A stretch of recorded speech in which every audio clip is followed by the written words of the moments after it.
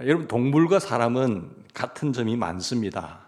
먹고 산다는 것, 호흡한다는 것, 그리고 비슷한 바가 많죠. 특별히 본능에 있어서는 아주 같은 점이 많습니다.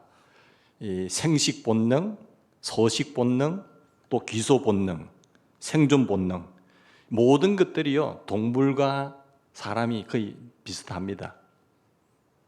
그렇지만 인간은 인간입니다. 인간이 동물일 수도 없고 또 동물같이 살아서도 안 되는 겁니다. 엄연히 동물이면서 동물이 아니어야 한다는 역설적인 인간이란 말이죠. 그건 존재. 엄연히 동물이면서 동물같이 살아서도 안 되고 동물같이 그렇게 생각해서도 안 되고 동물로 취급해서도 안 된다라고 하는 것이 이 인간의 역설적 생애라는 것입니다. 사람에게는 웃음이 있잖아요. 감정에 따라서 울기도 하고 웃기도 합니다. 근데 동물에게는 그런 것이 없어요. 웃는다는 것이 동물에게는 없는데 사람은 웃는다는 것이 또 슬픔이 있다는 것 아주 고귀한 특징입니다. 사람은 또 반응과 반응이 있는데 반사와 반응이 있는데요. 같은 것이 아닙니다. 반사적인 것, 반응적인 것. 이 반사라고 하는 것은 리액션이에요. 즉각 응대하는 것. 그죠? 반응. 근데 응답은 리스판스라고 합니다. 그래서 이 반응과 응답은 같은 것이 아닙니다. 리액션과 리스판스는 다른 거예요. 동물은 다 반응으로 삽니다. 사물에 대해서 즉각적인 반사작용을 하지요. 내가 배가 고파요? 내가 슬퍼요? 춥다, 덥다, 아프다, 그리고 고통스럽다 하는 이것은 다 반사입니다. 자기 외적인 어떤 반응에 대해서 나타나는 즉각적인 반사죠. 어떤 밖으로부터 오는 자극에 대한 즉각적인 행동, 그게 반사예요. 그러나 응답이라고 하는 것은 한 번 더 깊이 생각하는 겁니다. 이 상황 속에서 생각하고 말을 해야 되느냐 안 해야 되느냐, 이 상황 속에 내가 분을 내야 되느냐 안 해야 되느냐, 그게 인간이기 때문에 생각을 하는 거예요. 즉각적인 행동, 외부적인 반응이 나타나서 반사가 오지만 그리고 한 번 더 생각을 하는 거지요. 또 마음에 새기는 겁니다. 이것은 정말 바른 것인가 틀린 것인가, 그 절제할 수 있는, 걸을 수 있는 능력, 그게 인간이거든요. 그 다음에 자기 것으로 이것에 대해서 응답을 하는 것입니다. 이게 자율적 응답입니다. 이게 동물이면서 인간의 역설적 존재감의 차이점이에요. 동물에게는 배고픔과 아픔이 있습니다. 어떻게 좀 다치면 아야 하고 꼭 반사를 하잖아요. 그리고 추우면 춥다고 말을 합니다. 이런 일은 동물과 사람이 마찬가지입니다. 아픈 것, 또 마시고 싶은 것, 그리고 고통 같은 게 있습니다. 근데 아픈 것은 반응이에요. 근데 고통은 응답입니다. 배고픈 것은 반응이요, 슬픈 것은 응답입니다. 이런 의미에서 인간과 동물은 크게 차이가 있다는 것입니다. 동물은 사물에 대해서 반사하며 삽니다. 그리고 반응하면서 삽니다. 동물적 존재 인간들은 보면 그래서 계속해서 그런 반사를 즉각 해요. 조건 반사로 행위를 이루고 있습니다. 그러나 인간은 동물적 반응 이상이지요. 왜? 인간이기 때문에. 생각이 있기 때문에 그렇잖아요. 그리고 깊이 생각하면서 스스로 생각해 보는 거죠. 그리고 이해하고 그 다음에 전달하는 겁니다. 이 텀이 있어야 되는 거죠. 그리고 반응을 나타내는 거죠. 이게 바로 응답이라는 겁니다. 이게 리스판스예요. 여러분, 감사라는 것은요, 즉각적인 반사적인 동물적 행위에서는 나올 수 없는 겁니다. 감사는 응답입니다. 생각해보니 물론 내가 애를 쓰고 수고를 했지요. 그렇지만 하나님이 하셨지. 하나님이 창조주시고 나를 택하셨고 나를 부르셨지. 그리고 도움을 주셨지. 나를 지키셨지. 하면서 나오는 게 응답이라는 말씀이에요. 깊이 생각하고 난 뒤에 응답하는 것이 결코 반응이 아니고 응답이라는 말입니다. 신앙적으로도 마찬가지입니다. 아프면 원망하고 나으면 감사하고, 병원에 들어가면 우울하고 병원에서 퇴원하면 감사하고, 이 마지막에 죽을 때 뭐라고 하고 죽을 것 같습니까? 즉각 상황에 따라서 반사를 한다고 한다면 그런 어떤 부분에 대해서 좋은 것은 감사하고 나쁜 것은 우울하고 원망하고 이러면 죽는다 하면 어떻게 하시겠어요? 그게 감사할 수 있겠습니까? 아무도 감사 못할 거예요. 이것은 단순히 반응작용입니다. 내가 슬프기 때문에, 내가 아프기 때문에, 내가 지금 사업이 잘 안 되기 때문에, 또 잘 되기 때문에 하는 반사적인 수준입니다. 신앙의 눈으로 볼 때는 절대로 그렇지 않습니다.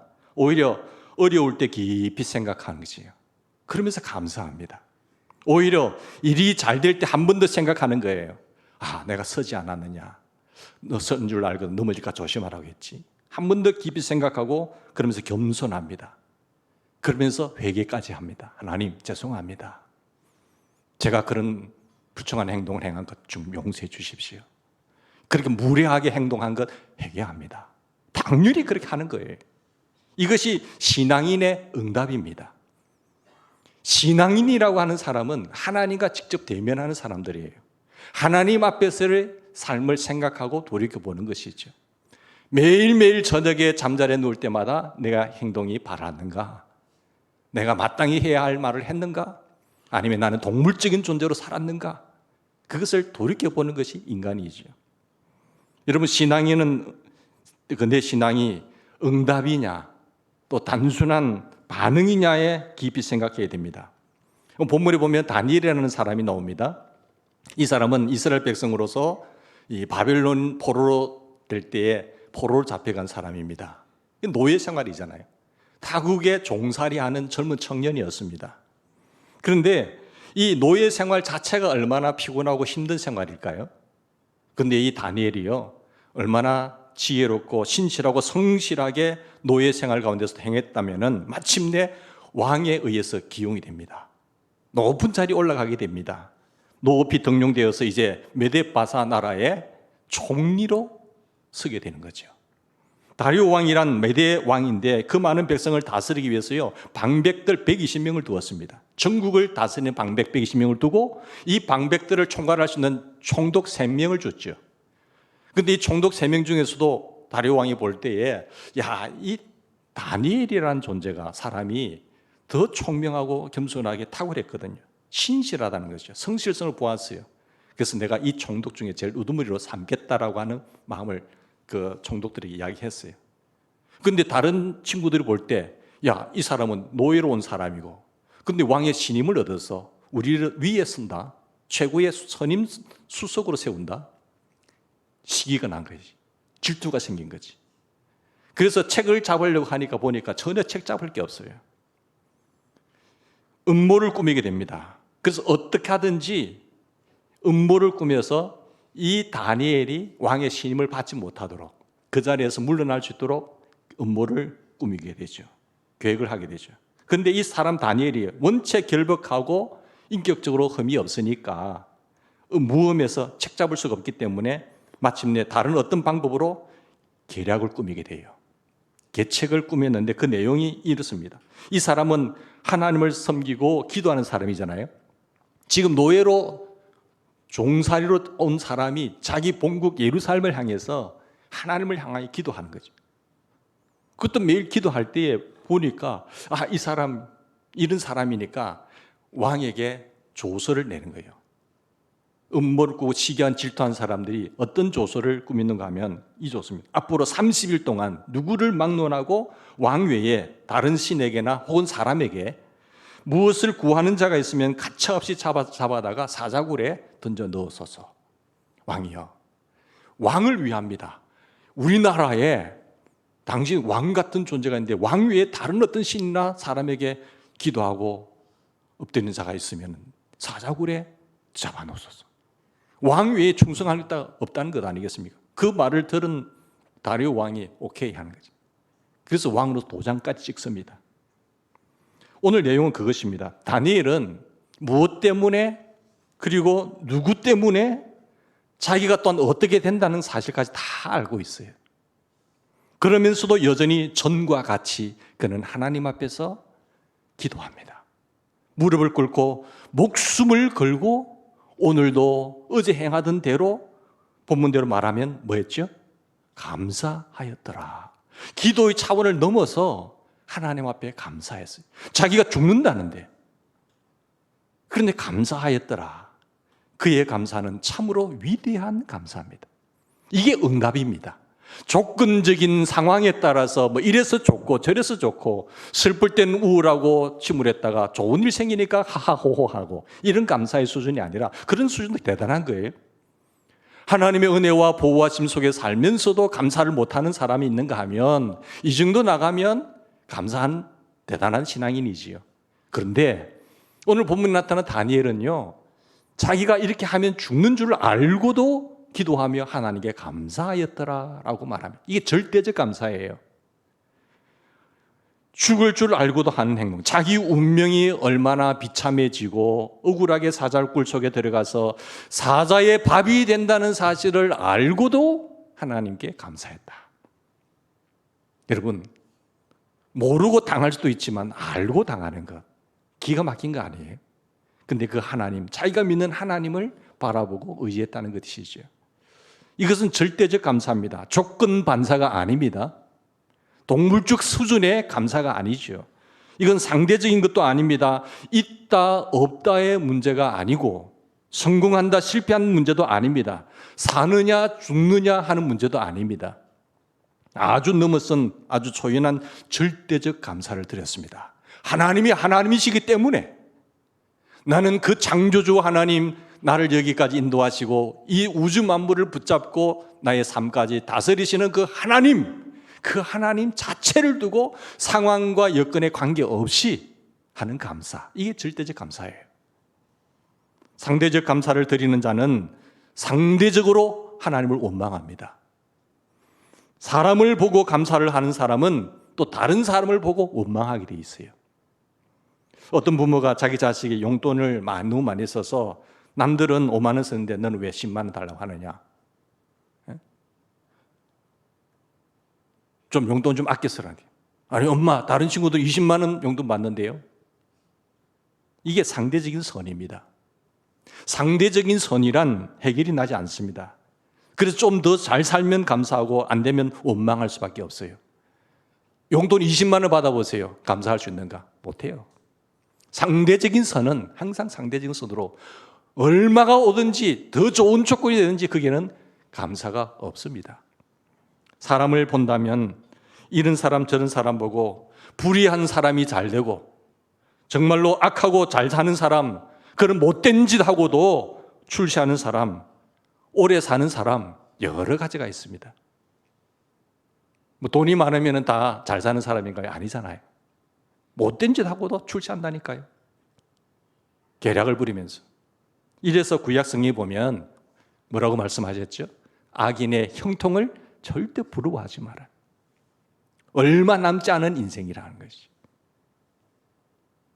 그러니까 이렇게 생각하면은 상대적인 이 감사로 여러분 감사를 못하게 돼요. 악인, 도리어 선하게 사는 사람들이 억울한 일 당한다. 이건 상대적이잖아요. 상대적인 감사란 즉각적으로 그 어느 시간에 상대적으로 사람을 또한 원망하게 되는 것입니다. 사람 보고 감사했으면 또 사람 보고 원망하게 될 것입니다. 있다고 감사했으면 없다면 불평할 것이죠. 당연하잖아요. 병 나았다고 감사했다고 한다면 병 나면 또 어떻게 할 거예요? 또 원망할 거잖아요. 사업이 잘 되었다고 감사하면 이제 그 사업이 실패하면 누구를 원망할 것입니까? 마지막에 죽을 때는 무엇이라 하고 죽을 것 같습니까? 그렇기 때문에 우리는 절대적인 감사, 절대적인 은혜, 절대적인 신앙에 도달해야 한다는 말입니다. 감사는 이런 믿음입니다. 믿을 때에, 하나님을 신뢰할 때에 감사할 수 있는 겁니다. 믿음 위에 굳게 서서 하나님을 바라보고 감사를 해야 됩니다. 상황과 여건을 바라보지 마십시다. 오늘 본문에 보면 있는 바와 같이 다니엘은 기도하면서 감사했습니다.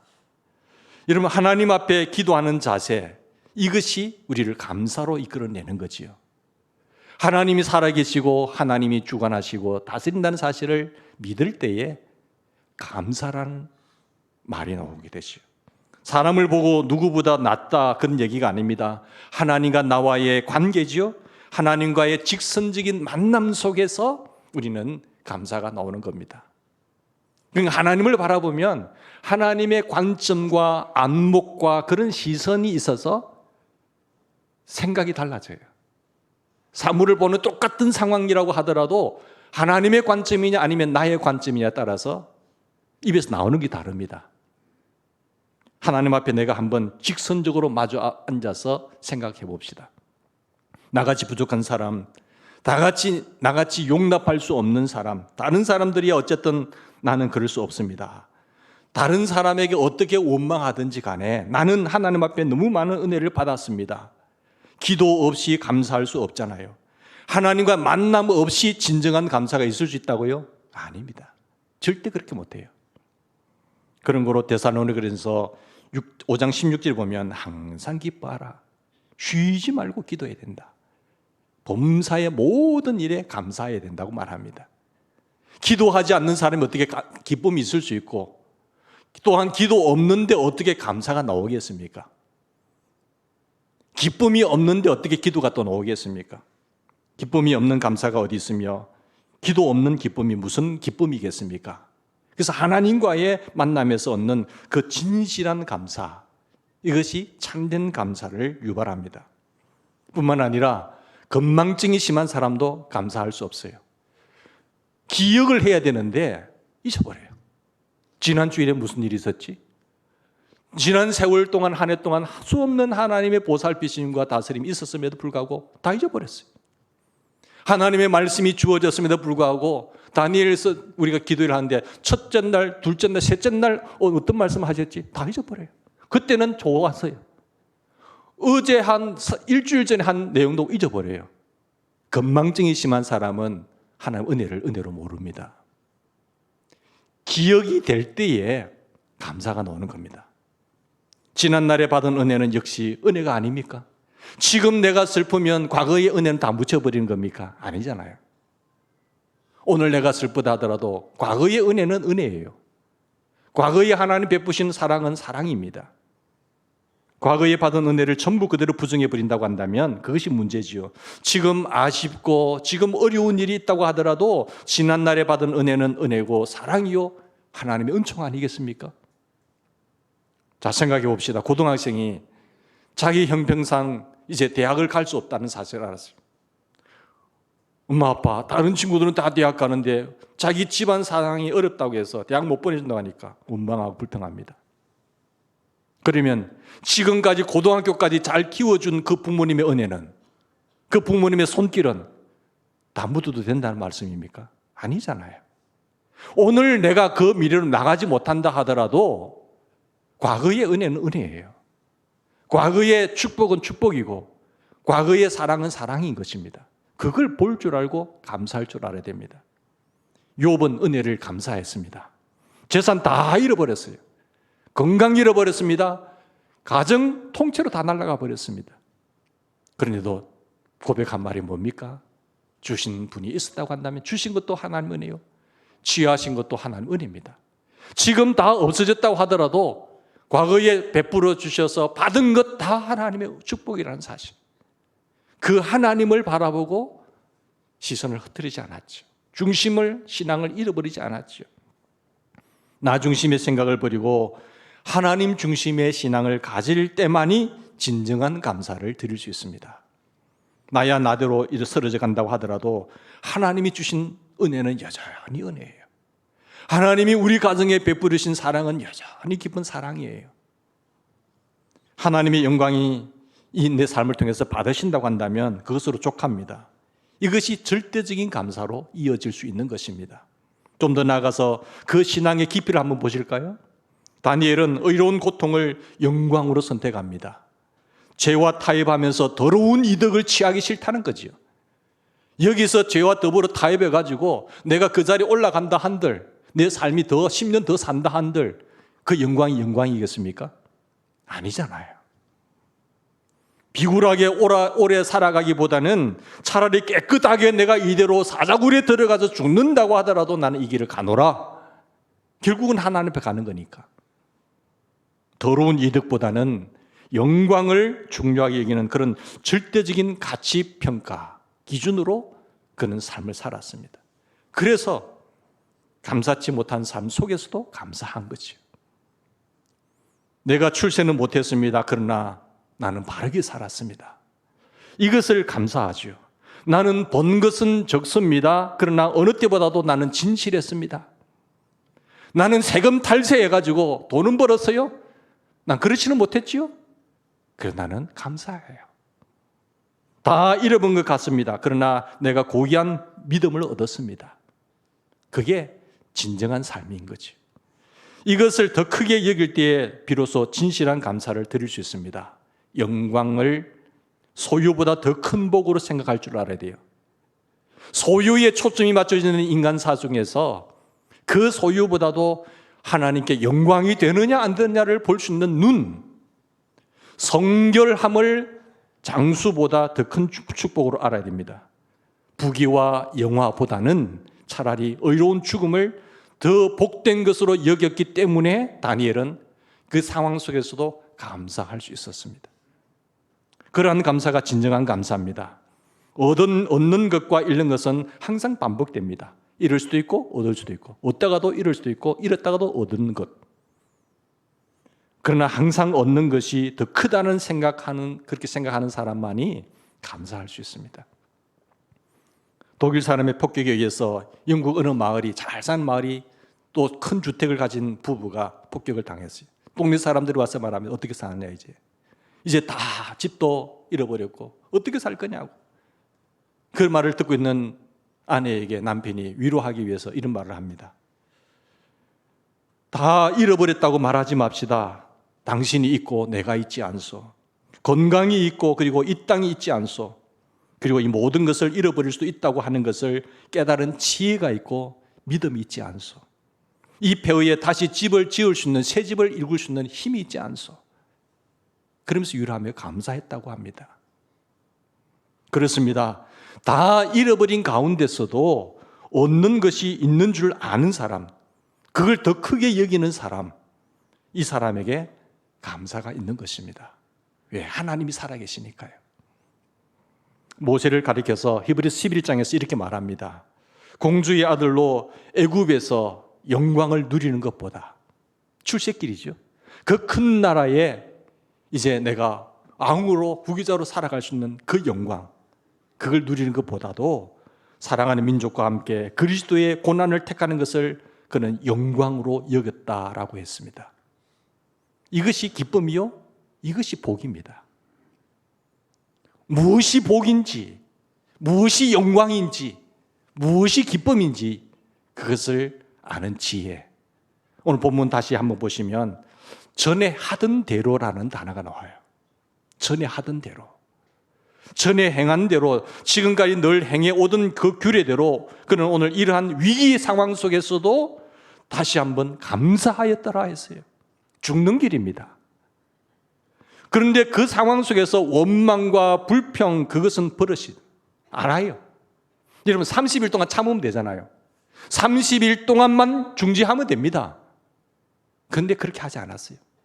그래 비굴하게 하지 않았어요. 수작 부리지 않았어요. 하나님 살아계시고 내가 오늘 이 일을 하다가 죽는다면 하나님 내 여기까지인 줄 알고 가겠습니다는 그 신앙이죠. 그 비굴하게 좀 더 1년을 더 산들 뭐 하겠어요. 비굴하게 하나님 거스려가면서, 뜻을 거스려가면서 내가 그 자리에 오른들 뭐 하겠습니까? 다니엘은 전에 하던 대로, 내가 이렇게 하면 사자굴에 들어간다는 그 조서를 꾸민 것, 그리고 사자굴에 들어간다는 사실을 알고도 전에 하던 대로 그 일을 했다는 거 아니겠어요? 여러분, 상황에 따라서 감사하고 그렇지 않으면 원망하고 불평하는 것, 그것은 좋지 않은 겁니다. 원망과 불평, 그것은 버릇이라니까요. 그게 하루아침에 원망과 불평을 하겠습니까? 얼마나 습관이 됐으면 이 버릇처럼 툭 튀어나온다면 그것이겠어요. 원망하게 되면 자꾸 원망하게 돼요. 똑같은 환경에 살지만 어떤 사람은 감사와 기쁨으로 사는 사람이 있는가 하면요, 늘 이 말하고 저 말하고 그러면 싫으면 떠나면 되는 거지. 안 그렇겠어요? 우리의 가정을 주신 하나님, 우리는 이제 가족이다. 감사하셔야지. 또 그런 관점을 바라보면 좋은 거 있잖아요. 이런 아내를 만나게 된 것, 이런 남편을 만나게 된 것, 이런 자녀들을 주신 것 감사해야죠. 같이 살면서 네 아내가 어떻고 남편이 어떻고 이놈 자식들이 어떻고 늘 불평하고 밥상머리 세보세요. 어떻게 되는가. 그건 지옥 같은 가정에서 사는 것입니다. 여러분, 감사도 역시 생활화가 되어야 됩니다. 감사도 체질화가 되어야 된다니까요. 늘 입에서 툭 치면은 하나님 감사해요. 미리 또 감사하는 거죠. 조그만 일에도 감사하고 항상 감사하고 언제든지 감사를 생각해보고 하나님의 손길을 기대하면서 살아가는 것이 기대가 되잖아요. 아, 하나님 또 어떤 놀라운 일로 우리 놀라게 하실까? 어떤 좋은 일로 또 하나님 역사하실까? 그것을 하도 많이 보니까 기대가 되잖아요. 생활 자체. 그래서 마침내 엄청난 사건을 만나도 또 한 번 감사하는 거지. 우리는 앞의 일을 모르지만 지난 과거의 역사를 보면 돌이켜보고 기억을 하면 감사로 충만하면 미래 일도 전혀 두려워할 거 없어요. 하나님이 살아계시다고 한다면 하나님이 돌아가시면 모르겠지만 하나님이 살아계신 한 하나님 뜻대로 좋은 일로 귀결될 줄 믿습니다. 네? 감사를 생활화하셔야 돼요. 감사의 성품은 우리에게 놀라운 영향을 줍니다. 우리 감사의 성품으로 중생하셔야 됩니다. 그러할 때에 어떤 역경과 그리고 앞에 죽음이 온다고 하더라도 다시 한번 진지한 감사를 드리게 될 것이요. 미래를 하나님께 맡기는 자만이 감사할 수 있습니다. 미래는 내 것 아니잖아요. 모든 것을 우리가 계획한다고 할지라도 그 걸음을 인도하시고 이루시는 분은 하나님이세요. 미래를 맡길 수 있는 마음, 이 신뢰, 하나님을 믿는 믿음, 이것이 있을 때에 현재 상황 속에서도 감사로 나아갈 수 있는 것입니다. 자, 금년에 풍년이 들었다고 합시다. 늘 그 주신 것에 대해서 감사를 하지요.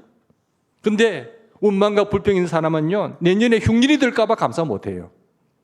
이거 아껴야 되는데 내년에 흉년 들면 어떡하지? 내일 인생이 내 것입니까? 아니잖아요. 오늘 내가 받은 은혜는 큽니다. 내일 모레는 어떻게 하나? 또 걱정이 되어서 감사할 수 없어요. 늘 걱정하는 거예요. 하나님께 맡기지 못하고 지난 과거를 기억을 못하니까 미래에 대해서 늘 염려하는 것입니다. 과거에 함께 하신 하나님의 손길을 안다고 한다면 미래를 왜 두려워하고 염려해야 됩니까? 사랑하는 여러분, 미래의 운명을 하나님께 맡기는 사람, 깨끗하게 위탁해 버린 그런 사람만이 하나님 앞에 참 감사를 드릴 수 있다는 것입니다. 다니엘은요, 운명을 하나님께 맡깁니다. 과거에 감사하고 또 이대로 감사하고 죽는 그 자체를 영광스럽게 생각하고 또한 감사하였습니다. 모든 운명을 하나님께 맡겼어요. 그런 거로 전례대로 하나님 앞에 또 감사드릴 수 있었습니다. 하박국 3장 17절 보면 비록 무화과 나무가 무성치 못하며 포도나무에 열매가 없으며 감람나무에 소출이 없으며 밭에 식물이 없으며 우리의 양이 없을지라도 외양간에 소가 없을지라도 나는 여호와를 위하여 여호와 하나님 때문에 즐거워하며 나는 구원의 하나님을 인하여 즐거워한다. 너는 상황과 여건 때문에 좋은 것쯤에 감사하고 기뻐하고 하니 나 한 사람으로 인해서 좀 기뻐해봐. 내가 그처럼 사물보다 못한 존재니? 우리는 하나님 그 자체, 그 하나님 나의 아버지 되신 그 하나님 자체, 그분으로 즐거워했으면 좋겠어요. 거기까지 나아갈 때에 그분으로 인해서 감사할 수 있는 것입니다. 절대적인 신앙인의 감사, 성숙한 감사, 단순한 반응이 아닌 응답의 감사로 우리 하나님께 영광을 돌려드리는 그런 귀한 추수감사절이 되기를 주의 이름으로 축원합니다. 같이 기도하십시다. 사랑하는 성도 여러분,